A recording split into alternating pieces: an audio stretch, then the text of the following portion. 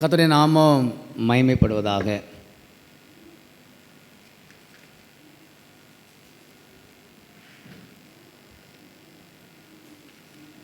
இந்த நாளிலே நமக்கு தியானத்திற்காக திருச்சபை தந்திருக்கிற வசனம் 1 பேதுரு 2 அதிகாரம் 24 வசனம். 1 பேதுரு 2 அதிகாரம் 24 வசனம்.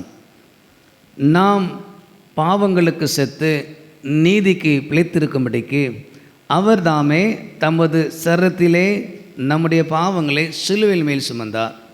அவருடைய தழும்புகளால் குணமானீர்கள். அவருடைய தழும்புகளால் குணமானீர்கள். இந்த நாளிலே தியானத்திற்காக எடுத்துக்கொள்ளப்பட்ட வார்த்தை அவருடைய தழும்புகளால் குணமானீர்கள். இயேசு கிறிஸ்துவுடைய தழும்புகளால் நாம் குணம் அடைந்திருக்கிறோம். இயேசு கிறிஸ்து உடைய தழும்பு எதை குறிக்கிறது? சிலுவையிலே நமக்காக அடிக்கப்பட்டது. அவருடைய சரீரம் நமக்காக பிக்கப்பட்டது. அவருடைய கரங்களிலே கால்களிலே ஆணிகள் அடிக்கப்பட்டது, விலாக்கள் குத்தப்பட்டது. சரீரத்திலே உண்டான தழும்புகள் நமக்கு குணமாக்கும், சுகத்தை கொடுக்கும். நம்புறீங்களா? ஆமென், அல்லேலூயா. இயேசு கிறிஸ்து அவருடைய இந்த சரீரத்தில் உண்டான தழும்புகளால் நாம் குணமாகிறோம். சிலுவை நமக்கு குணமாகுதலை தருகிறது. இயேசு கிறிஸ்துவுடைய சிலுவை பாடுகள் நமக்கு குணமாகுதலை தருகிறது. 3 விதமான குணமாகுதலை விரைவாக சொல்ல ஆசைப்படுகிறேன். 1, ஆவிக்குரிய குணமாகுதல். 2, மன ரீதியான குணமாகுதல். 3, சரீர ரீதியான குணமாகுதல். ஆவிக்குரிய குணமாகுதல், மன ரீதியான குணமாகுதல், சரீர பிரகாரமான குணமாகுதல். முதலாவது ஆவிக்குரிய குணமாகுதல். அதாவது பாவத்தினால் ஏற்படும் ஆத்தும நோய்க்கு கிடைக்கும் விடுதலை. பாவம் மீறுதலினால் நாம் ஆத்துமாவிலே பலவீனமடைகிறோம், பாவ பிடியிலே சிக்கிக்கொள்கிறோம். இதிலிருந்து நமக்கு கொடுக்கப்படுகிற ஒரு விடுதலை, ஒரு மீட்பு. இன்னும் சொல்லப்பட வேண்டுமென்றால் இந்த பாவத்து நிமித்தமாக கர்த்தரோடு இருந்த உறவு பிரிக்கப்பட்டிருக்கிறது. இயேசு கிறிஸ்துவுடைய விலையேறப்பட்ட அந்த தழும்பு மீண்டும் நம்மை அவருக்குள்ளாக ஒரு இணைப்பையும் ஐக்கியத்தையும் தருகின்றன. 147வது சங்கீதத்திலே 3வது வசனம் சொல்கிறது, இருதயம் நொறுங்குண்டவர்களை குணமாக்குகிறார், அவருடைய காயங்களை கட்டுகிறார் என்று. பாவம் என்பது நம்முடைய ஆத்மாவிலே மிகப்பெரிய காயத்தை உண்டாக்கி விடுகிறது. இயேசு கிறிஸ்துவுடைய இரத்தம் சிந்துதல் நம்முடைய மனசாட்சியை சுத்திகரிக்கிறது. குற்ற உணர்விலிருந்து நம்மை விடுதலை கொடுக்கின்றன. தேவனோடு நம்மை ஒப்புரவாக்குகின்றன. திரும்ப சொல்லுகிறேன், மனசாட்சியை சுத்திகரிக்கின்றன, குற்ற உணர்விலிருந்து நமக்கு விடுதலை தருகின்றன. தேவனுடைய நன்மை தேவனோடு நம்மை ஒப்புரவாக்குகின்றன. ஆவிக்குரிய குணமாக்குதல். நம்முடைய வாழ்விலே நம்முடைய மனசாட்சி சுத்திகரிக்கப்பட வேண்டும். நம்முடைய மனசாட்சி, குற்ற உணர்வு நம்மிடத்திலிருந்து நீக்கப்பட வேண்டும். கர்த்தரோடு நாம் ஒப்புரவாக வேண்டும். நாம் உடைய பாவம் நம்மை விட்டு நீக்கப்பட வேண்டும். எப்படி நம்ம ஆவிக்குரிய குணமாகுதலை பெற்றுக்கொள்ள முடியும்? பாவ கரை நம்மை விட்டு எப்படி நீங்கும்? 2 வசனத்தை வாசிக்கிறேன். 1 யோவான் 1 அதிகாரத்தில் 7வது வசனத்தின் பின்பகுதி 9வது வசனம். இயேசு கிறிஸ்துவின் இரத்தம் சகல பாவங்களை நீக்கி நம்மை சுத்திகரிக்கும் என்று. இயேசு கிறிஸ்துடைய இரத்தம் சகல பாவங்களை நீக்கி நம்மை சுத்திகரிக்குமா? எப்படி அந்த சுத்திகரித்தலை நாம் பெற்றுக்கொள்ள முடியும்? இயேசு கிறிஸ்து இரத்தம் எல்லா பாவத்தையும் நீக்கி நம்ம சுத்திகரிக்குமா? அப்போ தான் ஆவிக்குரிய குணமாகுதல். ஆவிக்குரிய வாழ்விலே மீண்டும் நாம் என்ன பண்ண வேண்டும்? மீண்டும் நாம் எழும்ப வேண்டும். ஒருவேளை பாவத்தில் விழுந்திருக்கலாம். ஏற்கனவே ரட்சிக்கப்பட்டிருந்திருப்போம், நல்லா ஜெபித்து கொண்டிருப்போம். ஆனால் இப்பொழுது விழுந்திருப்போம், அல்லது ஜெபத்திலிருந்து பின் வாங்கியிருப்போம், வேத வாசிப்பதை நிறுத்தியிருப்போம். மீண்டும் மீண்டும் நாம் எழுப்பப்பட வேண்டும். சிம்சோனுடைய வாழ்க்கையை பார்த்தோம்னா நியாயாதிபதிகள் 14 சொல்லப்பட்டிருக்கும். கர்த்தரால் தெரிந்து கொள்ளப்பட்ட ஒரு மனிதன், விசேஷ பலமுள்ள ஆவி அவர் மேலே இருந்தது. அவர் சற்று வழி விலகி சென்று விடுகிறார். ஒரு வார்த்தை சொல்லப்பட்டிருக்கும் 14ஆம் அதிகாரத்தில், நியாயாதிபதிகள் 14ஆம் அதிகாரத்தில் 8ஆம் வசனத்தில் மைய பகுதியில் வழி விலகி போனான் என்று. சிங்கத்தின் உடலை பார்ப்பதற்காக வழி விலகி போனான் என்று ஒரு வார்த்தை அதில் பயன்படுத்தப்பட்டிருக்கும். ஏன் அந்த வார்த்தை பயன்படுத்தப்பட்டிருக்கிறது? ஏற்கனவே அவர் மேல் நசரேயன் விரதம் இருந்தது. இறந்த மாம்சத்தின் பக்கத்தில், இறந்த அந்த உடல் பக்கத்தில் போகக்கூடாது. ஏற்கனவே அந்த சிங்கத்தை அவன் அடித்து கொண்டிருப்பான். அந்த எண்ணம் அவனுக்குள்ளாக வருகிறது, அவனை பார்க்க வேண்டும் என்று. தன் பெற்றோரோடு போகும்போது அப்படி விலகி போய் விடுகிறான். விலகி தன்னுடைய சிந்தனையின்படி அங்கே போகிறான். வழி விலகுதல். நம்முடைய பழைய பாவத்திற்கு நாம் அப்படியே விலகி திரும்புவது. ஐக்கியமாக இருப்போம், ஜெப ஐக்கியத்துக்குள்ளே இருப்போம், ஆலயத்திற்கு ஒழுங்காக வருவோம், விசுவாச கூட்டத்தில் இருப்போம், உபவாச ஜெபத்தில் பங்கு பெறுகிறோம், நிறைய கூட்டங்களிலே கன்வென்ஷன் கூட்டத்தில் பங்கு பெறுகிறோம், முதன்மையாக ஆலய கரையில் நின்று கொண்டிருக்கிறோம். வழி விலகுதல் நம்ம சிந்தனை நினைத்து கர்த்தருக்கு பிரியமில்லாத காரியத்திற்கு நம்முடைய பாதையை விலக்குவது. இதனால இப்படி சின்ன காரியத்தினால சிம்சோன் விழுந்து விடுகிறான். கடைசியாக ஒரு பெண்ணின் மூலமாக விழுந்து கண் குருளாக்கப்படுகிறான். ஆவி அவனை விட்டு நீங்கி விடுகிறது. ஒரு விண்ணப்பத்தை கடைசியாக சிம்சோன் பண்ணுவாங்க. அந்த நியாயாதிபதிகள் 17ஆம் அதிகாரத்தில் சொல்லப்பட்டிருக்கும். நியாயாதிபதி 16ஆம் அதிகாரத்தில் 28வது வசனத்தில் கடைசி பகுதி, இந்த ஒரு விசை மாத்திரம் என்னை நினைத்தரலும் என்று சொல்ல. இந்த ஒரு விசை என்னை நினைத்தரலும் ஒரு மிக பெரிதான ஒரு ஜெபம். எல்லாம் இழந்து விடுகிறார். ஆவியானவர் அவரை விட்டு போயிட்டார். இந்த ஒரு விசை என்னை நினைத்தரலும் என்று விண்ணப்பம் பண்ணுகிறார். மீண்டும் அந்த ஆவியை பெற்றுக்கொள்கிறார். ஆவிக்குரிய குணமாகுதல். நம்ம தெரியாமல் பாவம் பண்ணி விடுகிறோம், வழி விலகி சென்று விடுகிறோம். கர்த்தருக்கு பிரியமில்லாத செய்த நிமித்தமாக ஆவியானவர் நம்மை விட்டு பிரிந்து விடுகிறார். நம்ம பாவத்துக்குள்ளாக சிக்கி தவித்து கொண்டிருக்கிறோம். கண் இருந்தும் கண் தெரியாத குருடனை போல மாடி விடுகிறோம். ஆவியை பெற்றுக்கொண்டிருந்த நாம் அந்த ஆவியை இழந்து விடுகிறோம். கர்த்தர் நம்மை குணமாக்க வல்லவர். இயேசு கிறிஸ்துவானவர் ஆவிக்குரிய வாழ்வை குணமாக்க வல்லவராக இருக்கிறார். மீண்டும் அவரிடத்திலே வர வேண்டும். நம்ம ஒப்புரவாக வேண்டும். நான் ஜெபிப்பேன், வேதத்தை வாசிப்பேன், தெரிந்தோ தெரியாமல் செய்த பாவங்களை கழுவும் என்று ஜெபிக்க வேண்டும். இந்த 1 யோவான் 1ஆம் அதிகாரத்தில் 9ஆம் வசனம் சொல்லப்பட்டிருக்கும். நம்முடைய பாவங்களை நாம் அறிக்கையிட்டால், பாவங்களை நமக்கு மன்னித்து எல்லா அநியாயத்தை நீக்கி நம்மை சுத்திகரிப்பதற்கு அவர் உண்மையும் நீதியும் உள்ளவராக இருக்கிறார் என்று. எப்படி நாம் சுத்திகரிப்பை பெற்றுக்கொள்கிறோம்? அந்த ஏற்கனவே 7ஆம் வசனத்தை வாசிக்கும் போது சொன்னேன், இயேசு கிறிஸ்துவுடைய ரத்தம் சகல பாவங்கள் நீக்கி நம்மை சுத்திகரிக்கும் என்று. இயேசு கிறிஸ்து ரத்தம் நம்மை சுத்திகரிக்கும். எப்படி சுத்திகரிப்பை பெற்றுக்கொள்ள முடியும்?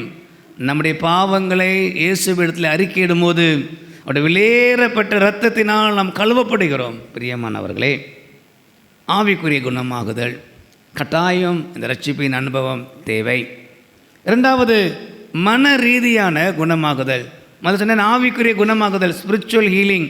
2வது மன ரீதியான குணமாகுதல், எமோஷனல் அல்லது மென்டல் ஹீலிங். நம்முடைய வாழ்விலே பயம், கவலை, மன அழுத்தம், கசப்பு மற்றும் ஏமாற்றங்கள் போன்ற மன ரீதியான பாதிப்பை நாம் பெற்றிருக்கலாம். நம்முடைய வாழ்விலே எதிர்காலத்தை குறித்தான பயம், பிள்ளைகளை குறித்தான பயம், தொழிலிலே பயம், கவலை, நம்ம என்ன செய்ய போகிறோம், எப்படி வாழ போகிறோம், என்ன நடக்கும் என்று கவலை, மன அழுத்தம். பிரச்சனைகளை நினைத்து நினைத்து, வாழ்க்கையை நினைத்து நினைத்து மன அழுத்தம், சில கசப்புகள், ஒருவருக்கு ஒருவர் மேலுள்ள சில கசப்புகள், பிரியமில்லாத செயல்கள், பிடிக்காத செயல்கள் நிமித்தமாக வருகிற கசப்புகள், அல்லது மற்றவங்களால் ஏமாற்றப்பட்ட சூழ்நிலை, இப்படிப்பட்ட பாதிப்பினாலே நம்ம மன ரீதியாக பாதிக்கப்பட்டிருக்கலாம். ஆனால் இயேசு சுகம் தர வல்லவராக இருக்கிறார். அதிலிருந்து விடுதலை தர வல்லவராக இருக்கிறார். அதிலிருந்து மீண்டு வர கிருபை தருகிறவராக இருக்கிறார். சில வசனங்களை வாசிக்கிறேன். ஏசாயா 61:1 கர்த்தரை குறித்து, இயேசுவை குறித்து இப்படி ஒரு வார்த்தை சொல்லப்பட்டிருக்கும். இருதயம் நொறுங்குண்டவர்களுக்கு காயம் கட்டுதலையும், சிதறப்பட்டவர்களுக்கு விடுதலையும், கட்டுண்டவர்களுக்கு கட்டவிழ்த்தலையும் கூறவும் அப்படி சொல்லப்பட்டிருக்கும். இயேசு கிறிஸ்துவுக்கு கொடுக்கப்பட்டிருக்கிற ஒரு வல்லமை. நாம் எதில் கட்டிருந்தாலும் சரி, எதில் கட்டப்பட்டிருந்தாலும் சரி, எதில் சிறையாக்கப்பட்டிருந்தாலும் சரி, இருதயம் எவ்விதமாக நொறுக்கப்பட்டிருந்தாலும் சரி, அதிலே இருந்து விடுதலையை கொடுக்க ஒரு தேவன் வல்லவராக இருக்கிற நம் தேவன். 2 வசனங்களை சொல்லுகிறேன். மத்தேயு 11:28 வருத்தப்பட்டு பாரம் சுமக்கிறவர்களே, நீ எல்லாரும் என்னிடத்தில் வாருங்கள், நான் உங்களுக்கு இளைப்பாறுதல் தருவேன். வருத்தப்பட்டு பாரம் சுமக்கிறவர்கள், நிறைய வருத்தம், கவலை, நீங்கள் என்கிட்ட வாங்க, நான் உங்களுக்கு இளைப்பாறுதல் தருவேன். இன்னொரு வசனம் இருக்கிறது. யோவான் 14:27 சமாதானத்தை உங்களுக்கு வைத்து போகிறேன், என்னுடைய சமாதானத்தையே உங்களுக்கு கொடுக்கிறேன், உலகம் கொடுக்கிற பிரகாரம் நான் உங்களுக்கு கொடுக்கிறதில்லை, உங்கள் இருதயம் கலங்காமலும் பயப்படாமலும் இருப்பதாக. உங்களுடைய இருதயம் கலங்காமலும் பயப்படாமலும் இருப்பதாக என்று. மன அழுத்தம், பயம், கவலை, கசப்பு, ஏமாற்றப்படுகிறது. வேதத்தில் ஒரு சிறந்த உதாரணம் அன்னாளுடைய வாழ்க்கை. அன்னாளுடைய வாழ்க்கையை பார்த்தோம்னா சில காரியங்களை நான் சொல்லுகிறேன். 1 சாமுவேல் 1 7 கடைசி பகுதி சொல்லப்பட்டிருக்கும். அவள் சாப்பிடாமல் அழுது கொண்டிருப்பாள் என்று சொல்லப்பட்டிருக்கிறது. சாப்பிடாமல் அழுது கொண்டிருந்தாள் என்று சொல்லப்பட்டிருக்கும். 10 சொல்லுகிறது, அவள் மிகவும் அழுது கர்த்தரை நோக்கி விண்ணப்பம் பண்ணி என்று சொல்லப்பட்டிருக்கும்.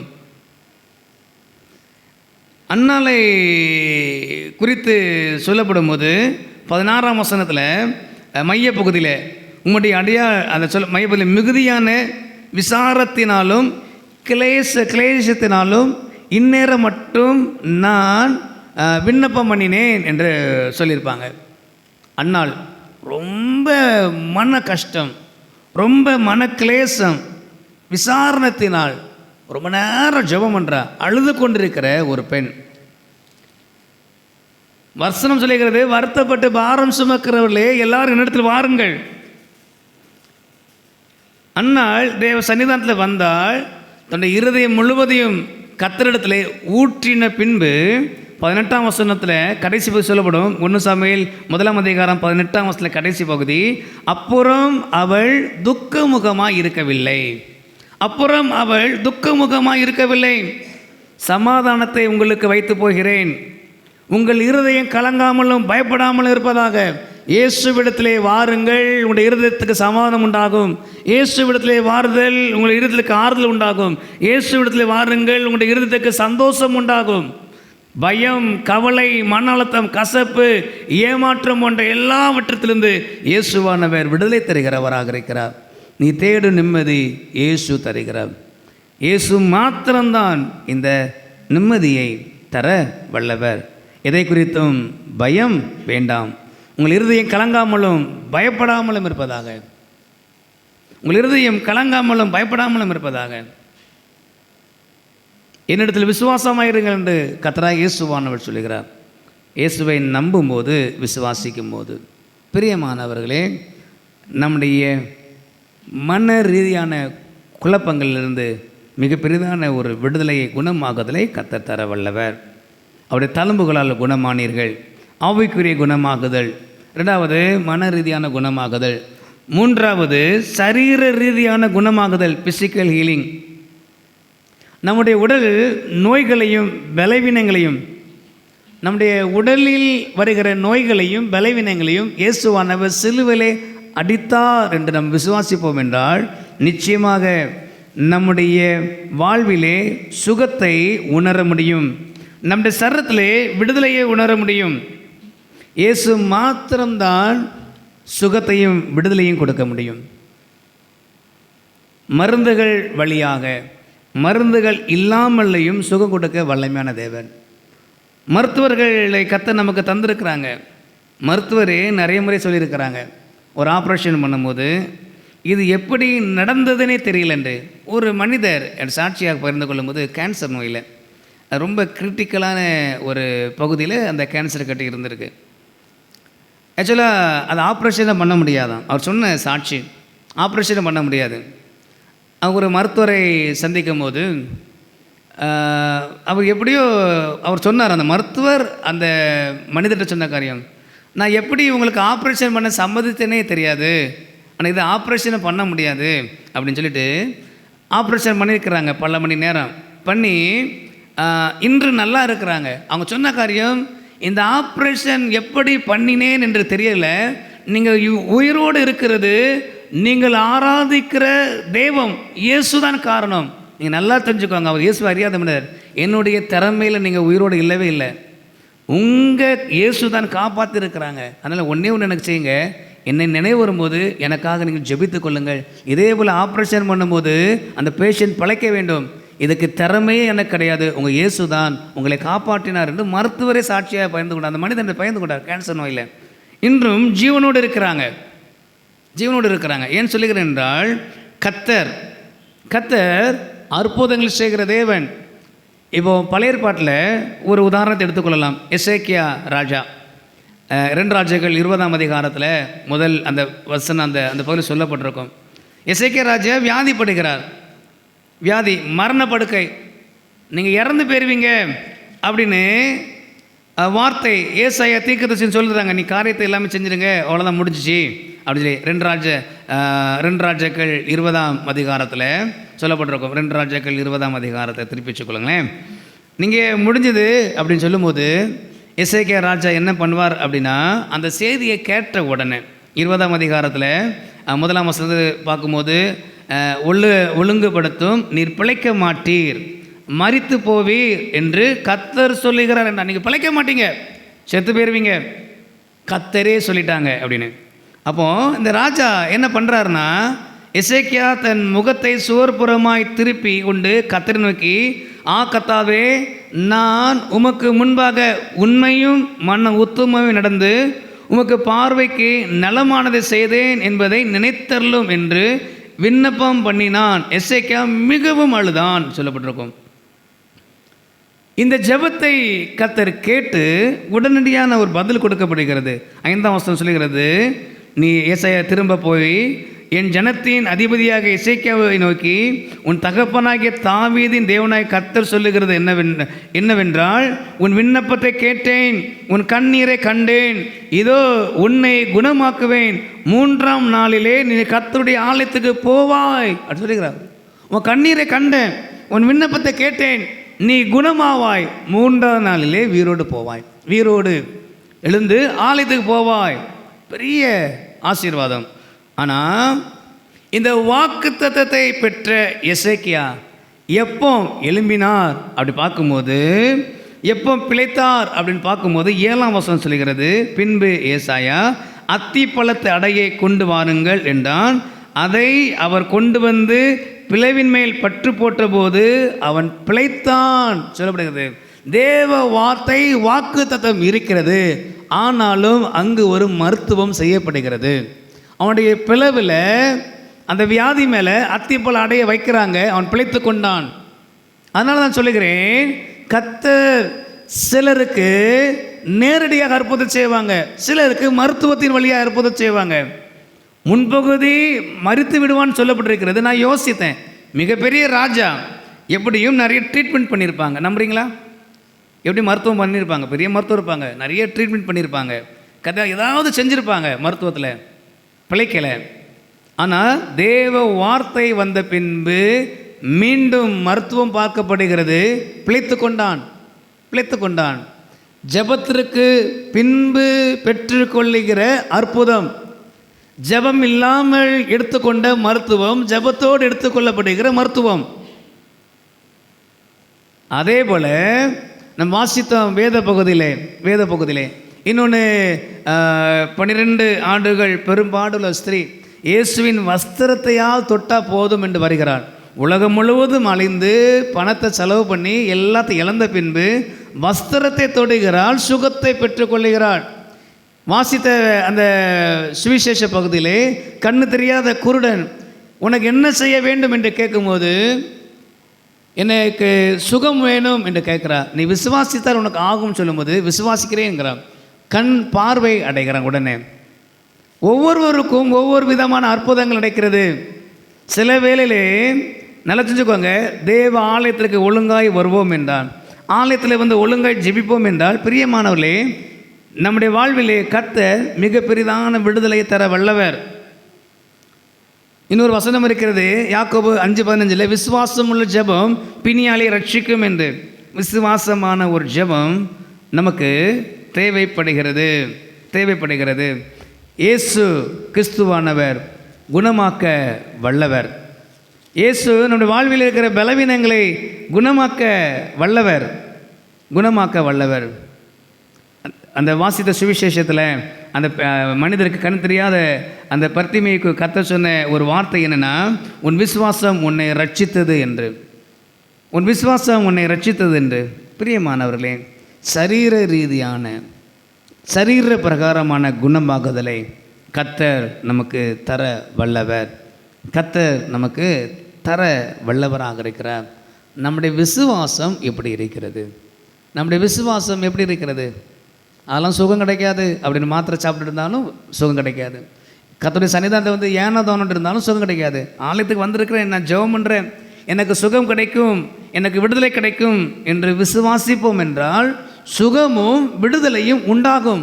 நான் நிச்சயமாக நான் நிறைய சாட்சி உங்களுக்கு சொல்லியிருக்கிறேன். வாழ்வில் இருக்கிற நிறைய பலவீனங்கள் மாத்திரை மருந்துகள் எடுத்திருக்கிறேன், சுகம் கிடைக்கல. ஆலயத்திற்கு ஒழுங்காக செல்வேன், ஜெபிப்பேன், வேதத்தை வாசிப்பேன். பிரியமானவர்களே, நிறைய பலவீனங்களிலிருந்து பரிபூர்ணமான சுகத்தை கர்த்தர் தந்திருக்கிறார். அதனால நான் சொல்லுகிறேன், விசுவாசம் ரொம்ப அவசியம். நான் வேதத்தை வாசிக்கிறேன், சுகம் வேண்டும் என்று நாம் வேதத்தை தியானித்தோம் என்றால் சுகம் உண்டாகும். இந்த ஆலயத்துக்கு வந்து கொண்டிருக்கிறோம், நான் ஆலயத்திற்கு ஒழுங்காக வருகிறேன், ஜெபிக்கிறேன், இந்த ஆலயத்தில் இயேசு இருக்கிறார், எனக்கு சுகம் தருவார் என்று விசுவாசித்தால் உங்களுடைய வாழ்வில் சுகம் உண்டாகும். அன்னாள் விசுவாசத்தோடு தேவ சன்னிதானத்தில் இருதயத்தை ஊற்றுகிறாள். அப்புறம் துக்கமுகமாக இல்லை, புத்திர பாக்கியத்தை பெற்றுக்கொண்டாள். அந்த விசுவாசம் தேவ சன்னிதானத்தில் வந்து என் இருதயத்தை ஊற்றுனா, என் இருதயத்தில் இருக்கிற எல்லா கவலையும் வச்சுட்டா கர்த்தர் பார்த்து கொள்வார். அந்த விசுவாசம் நமக்கு வேணும். அதான் விசுவாசம் உள்ள ஜெபம் சொல்லப்பட்டிருக்கிறது. கர்த்தருடைய ஆலயத்தில் விசுவாசத்தோடு வந்தீங்கன்னா கர்த்தர் நம்மை பார்த்து சுகம் தருகிற ஒரு தேவன், நம்மை பார்த்து சரத்திலே விடுதலை கொடுக்கிற தேவன். உன் பலவீனத்திலே என் பலன் பூர்ணமாய் விளங்கும் என்று வாக்கு கொடுத்த ஒரு கர்த்தராக இருக்கிறார்.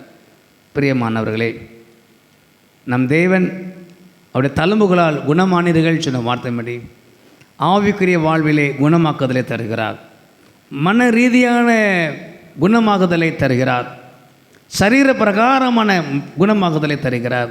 கர்த்தரை விசுவாசிப்போம், ஏற்றுக்கொள்வோம். கர்த்தருடைய வாழ்வை ஆசீர்வதிப்பாராக. ஆமேன். தலையில் தாழ்த்தி ஒரு விஷயம் ஜெபிப்போம். அன்பின் தேவனே, அப்பா, உடைய வார்த்தைக்காக நன்றி.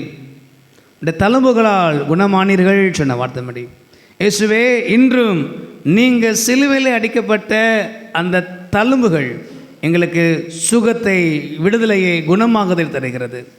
ஆவிக்குரிய வாழ்விலே குணமாக்குற தர்றீங்க. மன ரீதியாக மனதளவிலே பாதிக்கப்பட்ட அந்த பாதிப்புக்கு குணமாகுதலை தர்றீங்க.